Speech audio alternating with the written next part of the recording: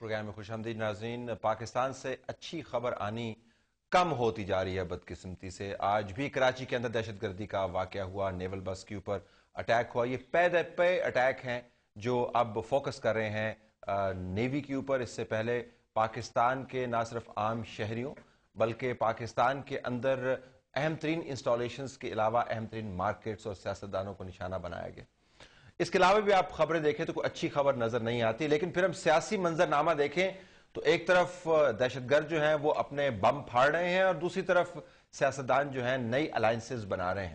اگر پاکستان مسلم لیگ کاف اور پاکستان پیپلز پارٹی کے درمیان طے ہونے والے معاملات جو ابھی بھی میٹنگز کے اندر بات چیت چل رہی ہے، اگر وہ طے ہو جاتے ہیں اور ملک سے ان کو فائدہ ہوتا ہے تو ہم سب کو اس کے اوپر میرے خیال میں سپورٹ کرنی چاہیے، اس کو بیک کرنا چاہیے۔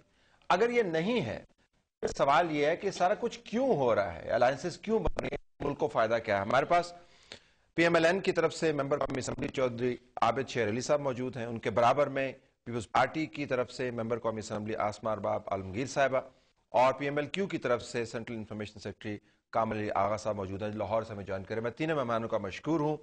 پہلے تو میں ذرا پوچھ لوں کامل علی آغا صاحب سے، آپ کی اجازت سے، لاہور میں ہیں، ذرا ان کا حق زیادہ بنتا ہے اور وہ بھی پرائمری پارٹی ہیں۔ آغا صاحب، یہ اب معاملات آپ کے، اگر مجھے آج کے پروگرام سے کوئی خبر بنوانی ہو تجزیے کے علاوہ، تو میں یہ کہہ سکتا ہوں کہ آپ کے پیپلز پارٹی کے معاملات جو ہیں وہ طے ہو گئے ہیں؟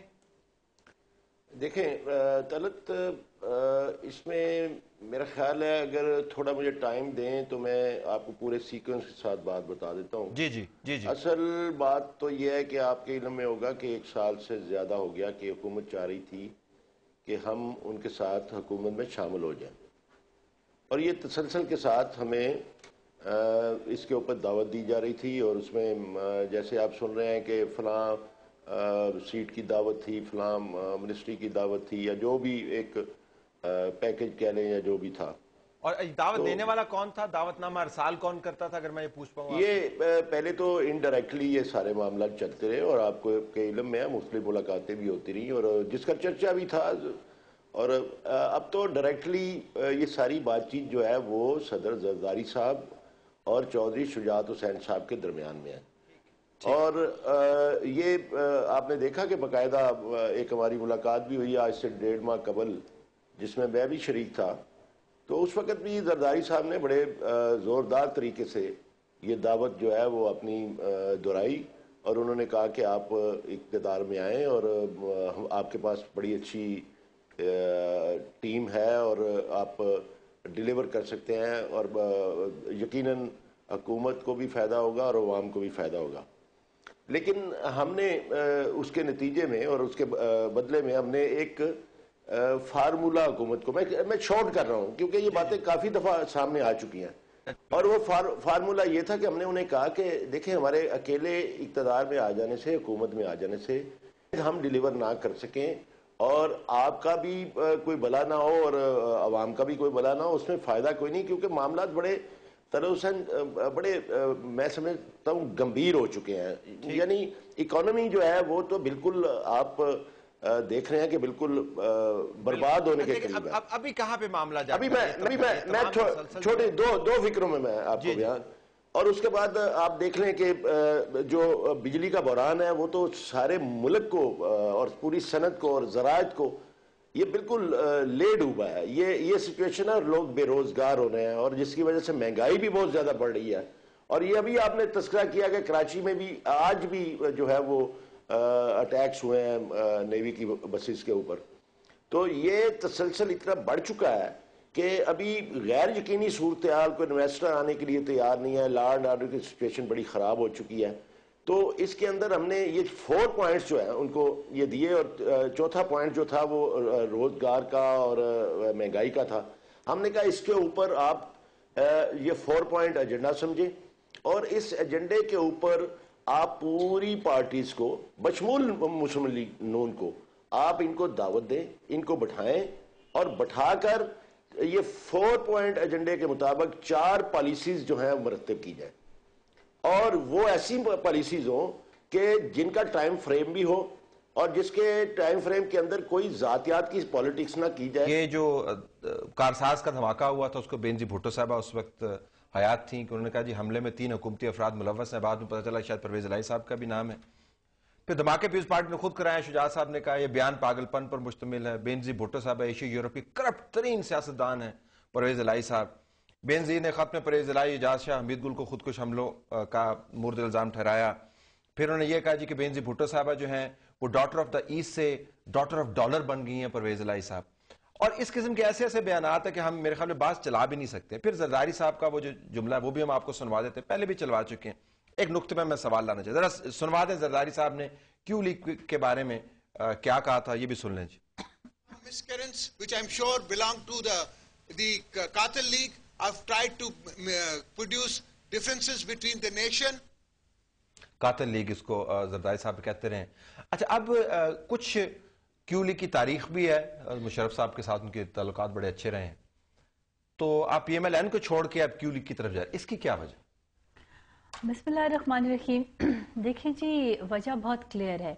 वजह अगर हम थोड़ा सा जाएं इन द बिगिनिंग ऑफ, जब ये टर्म आई, ये जमहूरी सिस्टम जो शुरू हुआ, तो बहुत क्लियर था, सबको मालूम था। मेरे ख्याल में PMLN को बहुत माजी में जाने की और रेपिटेशन की जरूरत नहीं है कि जब आप बात करेंगे लोग ये देख भी रहे होंगे कि क्यू लीग के जो लीडरान हैं वो जनरल मुशर्रफ के साथ माशाल्लाह कितने गहरे ताल्लुकात हैं उनके। मुल्क को क्या मसाइल दरपेश है, ठीक है। पाकिस्तान पीपल्स पार्टी ने रिकंसिलिएशन की पॉलिटिक्स शुरू की, बिकॉज हमारे जो मेंबरान थे, हमने पहले दिन पे, अगर आप जरदारी साहब की ये तकरीर चलाते हैं तो वो भी चलाएं कि हमने कहा कि हमारा मैंडेट हमें पूरा नहीं मिला, लेकिन even then we came into the government, लेकिन what mandate was to be given to Pakistan People's Party after the shahadat of Benazir Bhutto, it does not make sense कि People Party को ये मिलता। इनको भी हमने दावत दी, कोलिशन की गवर्नमेंट्स आई, हमने कभी, लेकिन हमने हमेशा ये पॉइंट कहा है कि बेनजीर का पाकिस्तान आना सिर्फ पीपल पार्टी के लिए नहीं था, शहादत भी सिर्फ पीपल पार्टी के लिए नहीं थी, जमहूरियत के लिए थी। आज बताएं पीपल पार्टी इंस्टीट्यूशंस को स्ट्रांग करे कि नहीं करे? इंस्टीट्यूशंस, इदारे कमजोर, वो क्यों कि जब में नहीं जाते?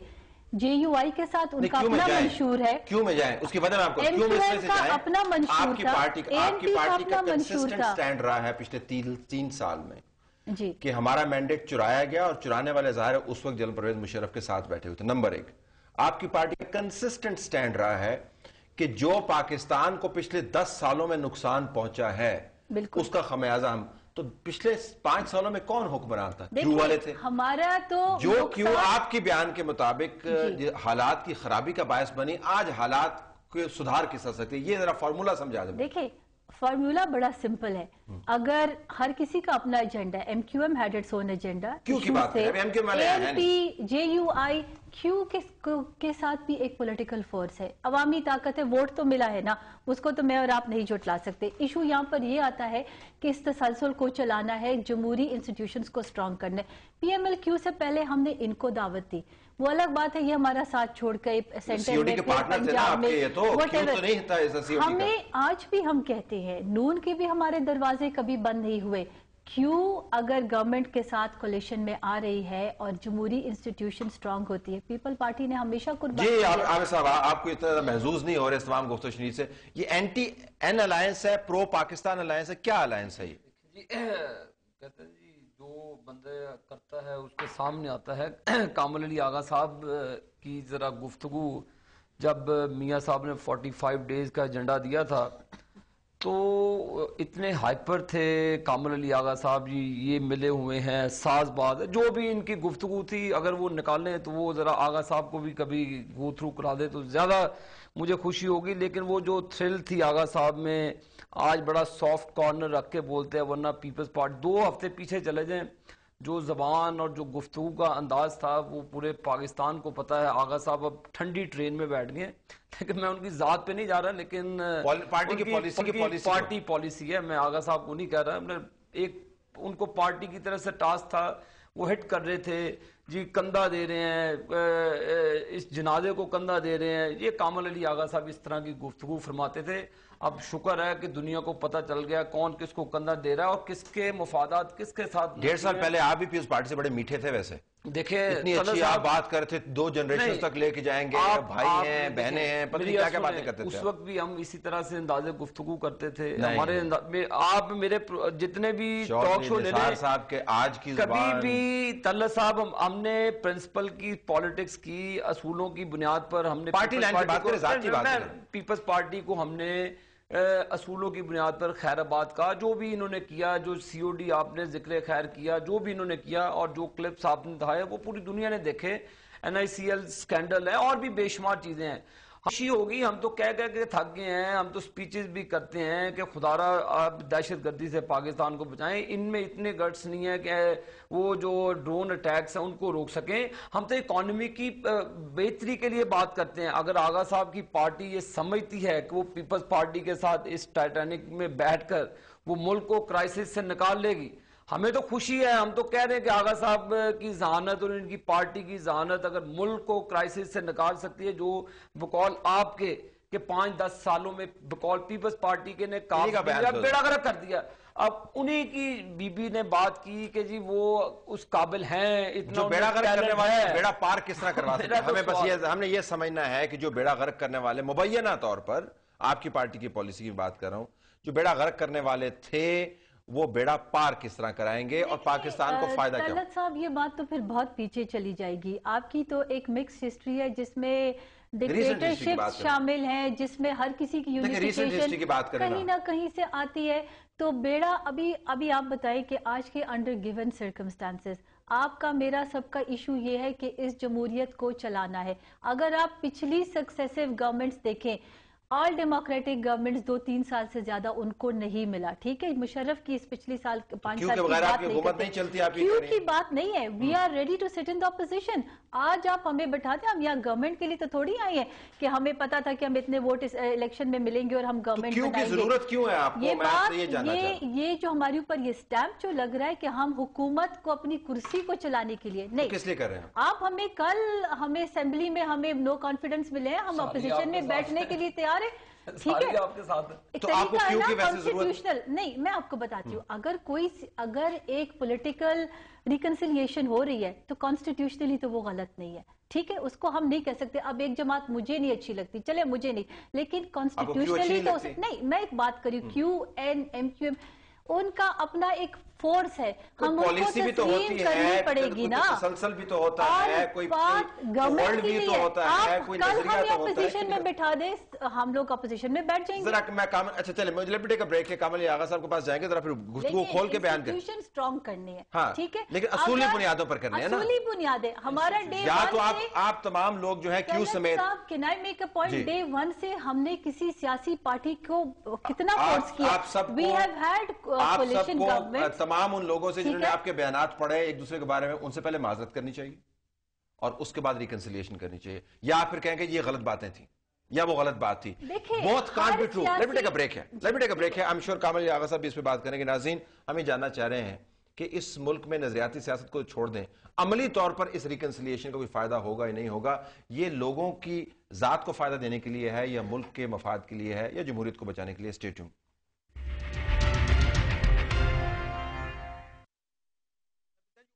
You open up the discussion basically. Start.